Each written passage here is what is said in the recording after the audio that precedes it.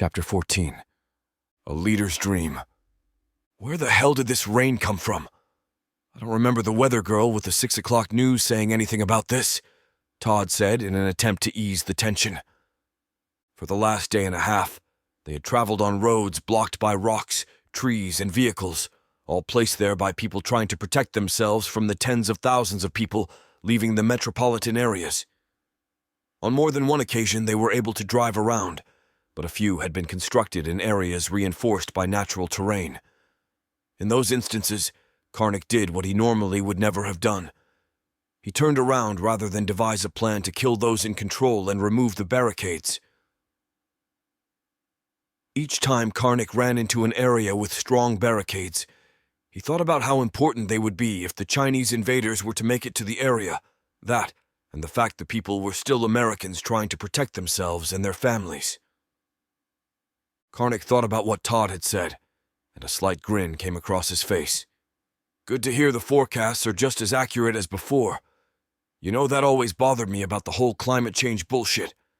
They couldn't even predict the weather correctly for the weekend. So how in the hell are they able to preach to me that everything is going to hell in 100 years? Karnak replied to Todd as the Chinese transport engine began to make unusual sounds. Knowing that Karnak had to be getting tired since he had been driving pretty much non-stop for the last 36 hours, Todd continued to talk about the rain, roadblocks, and even the weather, just like the old men he despised at gas stations in the morning. Even with the many topics, he found it difficult to keep the conversation going for any length of time. Again, the transport engine made a noise, only this time they felt the vehicle jerk. They looked at each other. Karnak and Todd had both experienced issues with military vehicles and had a good idea of how this one would end. Being the first to speak, Todd asked, "How far out are we?" "The last detour we had to take added quite some time. 30 miles by road, 20 on foot," Karnak stated as he began doing calculations in his head on just how much time it would take to travel 20 miles through Ozark Hills in the dark. Quickly, he estimated the trip taking a day, and that was without running into people who were armed and waiting for trespassers.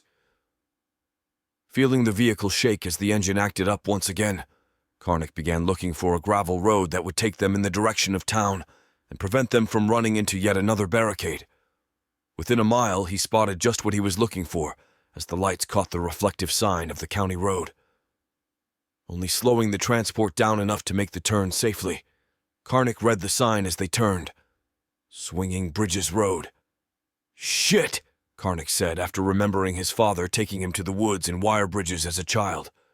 Also reading it, Todd thought nothing of it until he heard Karnak. "That sign wasn't literal, was it?" Todd asked. Not sure how to answer the question, Karnak did the best he could and calmly replied, "It did when I was a boy." Surprised to hear the news, Todd's thoughts turned to the matter of weight. "Say they are still there. Surely they have been replaced since you were a kid, but nonetheless, what do you estimate the weight limit being for a swinging bridge?" he asked, trying to convince himself that it was a pointless question and that the bridges had already been replaced. Even as Todd did his best to convince himself, he watched closely as the headlights pushed back the darkness. Each mile traveled down the gravel road brought them closer to Rocktown, and every minute that passed brought new sounds and hesitations from the engine. Karnak did his best to focus only on getting to Angelique, but his mind kept returning to the overwhelming pressure brought on by the events of the last few months and the ever-mounting threats facing them from the Chinese invasion. Karnak thought deeply about how what had looked to be a new revolution in the United States had evolved into the possible beginning of World War III. The time he had spent with Angelique before she left had changed him, and the thought of fighting an escalating war without her by his side was one he did not want to have nor face. "Damn it!" Todd exclaimed, reading the sign for the swinging bridge ahead. With the comment, Karnak focused more on the road ahead, and within seconds realized what Todd's comment was in regard to, as lights caught the old rusted cables of the wire suspension bridge. Quickly, he applied the brakes, bringing the vehicle to a stop just before driving onto the bridge. Looking up on the tower in front of them, they both read the sign posted on its crossbeam, 5-ton max. "No way. We can't take this across that. Hell, I can see planks missing from here, Todd said, expressing his opinion. Karnak agreed, but feeling how bad the engine was shaking, he knew it wasn't going to make it much farther. Without giving Todd another minute to express his concerns, he pressed down on the accelerator, but that still didn't stop Todd. What do you think this thing weighs? Karnak thought for just a second and then replied, as boards creaked and popped under the weight. Maybe 5 or 6 tons. Todd looked ahead at the tunnel of darkness in front of them, where only wire and boards were revealed by the lights. Feeling the vehicle swinging as it moved along across the bridge, he said, "Okay, so we are a little overweight. Was that 5 tons in the 1920s when it was built or now?" Through the side mirrors, Karnak could see that Gabe, Ken, Robert, and Kate were no longer covered with a tarp from the rain, but were standing with one foot on the side of the transport, ready to jump. Feeling a snap of one of the planks under a rear tire, Karnak also began to believe he might have made a mistake. In his hurry to get to Angelique, it hadn't occurred to him he might not make it because of dropping 100 feet through a bridge. Crack! Snap! Another board broke under the weight of the transport, and each time he felt his heart skip a beat as the vehicle jerked from the shifting weight and failing engine. Todd asked, "How long is this death ride?" And just then, the tower on the other side came into view. With a sigh of relief, Karnak felt the tires make contact with solid ground. "See, nothing to worry about. They made things to last in the 20s, Karnak said, not showing a bit of the relief he actually felt. Once the rear of the transport made contact, Karnak pressed down on the accelerator, excited to have made it across. No sooner did the engine rev up than the transport died and came to a complete stop. Slapping the steering wheel of the captured Chinese transport, Karnak asked, "It couldn't have died before crossing a wire and wood bridge?" Curious as to what the issue was, Todd began gathering his gear to go investigate. "Where are you going?" Karnak asked, seeing Todd look around the cab. Reaching underneath the seat, Todd replied, "Well, thought I would have a look at it, but there doesn't seem to be a toolkit in here." "What do you think the problem is?" Karnak asked, hoping Todd had an idea.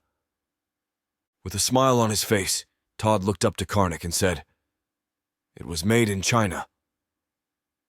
As some of the pressure he had been feeling washed away, he thought about Todd's comment and replied, "Forget the vehicle. If I remember correctly, we are only about 10 miles from town. We should be okay sticking to the gravel while it's dark." "Sounds good. I'll inform the others," Todd said, pulling his poncho over his head and then stepping out of the transport.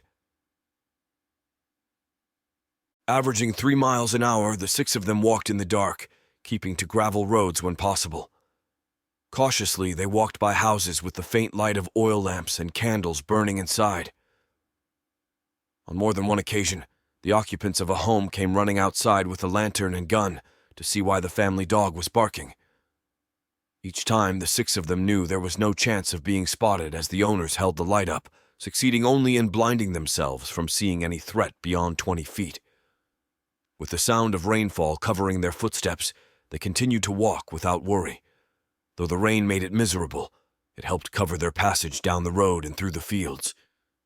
Time seemed to have no end in the darkness, and looking down at his watch, Karnak could not believe it was just a little past midnight.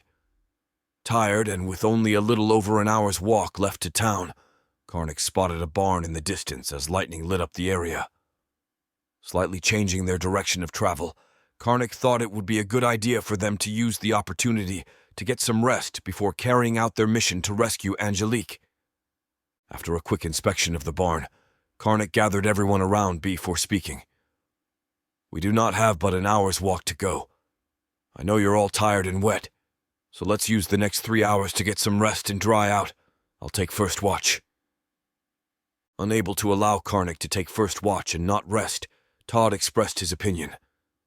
"No, you have been without sleep much too long, and I'm done talking with you to prevent you from falling asleep.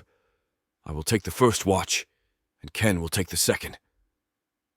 From the tone Todd used, Karnak knew there would be no arguing, and in fact felt it to be a great idea. Without saying another word, Karnak walked over to a pile of loose hay, spread out his poncho, and lay back into it, almost falling asleep before his body had fully relaxed. What beauty, Private Karnik thought, as he stared out the window of the railroad car at a blonde girl whose hair blew in the wind, unable to take his eyes off her. Every muscle in his body wanted to reach out to her as the steam engine began to lurch forward. The feeling that he had already met her in a previous life stuck with him as the train exited the Kansas City terminal on its way to the battlefields outside of St. Louis. Once to the front line, Private Karnik found himself rushed from the train and past lines of artillery firing non-stop. With every blast, he felt his eardrums being pushed deeper into his head in an attempt to protect themselves from the pressure. After a short distance, he could see what looked to be a pile of rifles of every make and model, and alongside that pile, ammunition. With his turn approaching, Karnik spotted the rifle he wanted most of all, an M4. Instantly, the desire to use it in combat overcame him as he reached for it. "What the hell are you doing, son?" the older man who was handing out rifles asked. Overcome with desire to use the rifle, Private Karnik snatched it from the pile and moved on to the ammunition table. "It's your death, son!" the old man screamed out over the artillery blasts. Feeling a little more at ease by simply having the rifle in his hands, Private Karnik stood and waited for his turn at the ammunition pile. Upon spotting the rifle in the private's hands, the man reached back, grabbing 4 boxes of ammunition and 3 loaded magazines from the stacks, tossing them to Karnik and saying, "You'll find more in the trenches." Unsure what the man meant by his comment, he was sure he would know the answer when he arrived, and that he did. After running with the other soldier down the long, hilly path, Private Karnik entered the trench that at one time had been nothing more than a dried creek bed. All around him, bodies lay bullet-riddled or torn apart by the rocks where artillery had exploded within the trench. Running across to the other side where he saw men firing over the top of the wall of earth, Private Karnik tried to catch his breath. While he did, he heard orders being repeated from down the line. "We go on the whistle! We go on the whistle!" Each man repeated to the one next to him, and within only a few seconds he stared at a black freckle on the palm of his hand and repeated to himself, "Just attack," as he heard the whistle blow and men yell, "Over the top!" Before he knew it, he was charging across no man's land between the American and Chinese trenches. He ran as hard and fast as his legs would take him to the enemy on the other side, for no more reason than the whistle had been blown. Before he realized what had happened, he was diving for an impact crater still smoldering from where an artillery round had recently exploded. As he landed, he felt a stinging pain in his jaw. He came in too fast and apparently chin first, striking it on a smooth, somewhat round rock. As he lay in the crater, catching his breath and working his jawbone back and forth, he made sure he was okay. The thought of the rock being so smooth caused him to reach down and quickly examine it, hoping it was not unexploded ordnance. With a few lightly placed strokes across it, he suddenly gasped, realizing just what it was. The object was not a rock or ordnance, but a skull with empty eyes that still seemed to say, "You're next." When he finally broke eye contact with the unfortunate owner of the skull, he realized that he was not alone. 2 more men had joined him in the now tightly packed crater, one of whom spoke with a great deal of southern twang. "So is this where the doughboys are hanging out these days? I think you could have picked a better location." Karnik just gave a half smirk in response. Looking at the 2, he thought at least he wasn't alone. Reflecting back on the moment, he cleared the top of the trench. Karnik could not understand how so many men fell dead all around him, yet he made it so far without being hit. Men on his left and on his right were struck by the seemingly endless array of bullets coming from the Chinese side. How did I not catch one? He wondered. Even though the thought was brief, he knew there was still time for it to happen, and that he and the other 2 had to get moving, for he thought too lightning might not strike the same place twice, but artillery rounds most certainly do. Their time in the crater was no more than a few minutes, but in that time they knew a great deal could happen in no man's land. The 3 of them looked at each other as if they were all having the same thought. At that moment, with explosions all around them, they leapt up from their temporary cover and once again charged for the enemy lines. It was difficult to gain any real speed due to the enormous craters, and shredded forest left behind after thousands of artillery impacts. Those were not the only obstacles, though. There were also obstacles set by Allied forces and the enemy to negotiate through. And then there were the countless bodies of those who didn't survive no man's land. The barbed wire coils seemed to stretch endlessly in every direction ahead of Karnak, who had exited the crater first and was now leading the other two. As they maneuvered through the hazards and Karnak glanced back, looking for the others, he noticed they were not as alone as he had felt. Men were appearing from everywhere and joining the charge he was now leading. Sorrow rushed over him at the sight of those men falling, struck by bullets, while others simply vanished as artillery rounds exploded near them. Focusing back on where he was going, Private Karnak was thankful for spending his childhood running through the rocky hills and heavily wooded forests of the Ozarks. It had allowed him to make quick decisions on his path through the obstacles that lay ahead. At times, Karnak would almost forget where he was as he jumped from one spot to the next, somewhat enjoying the run.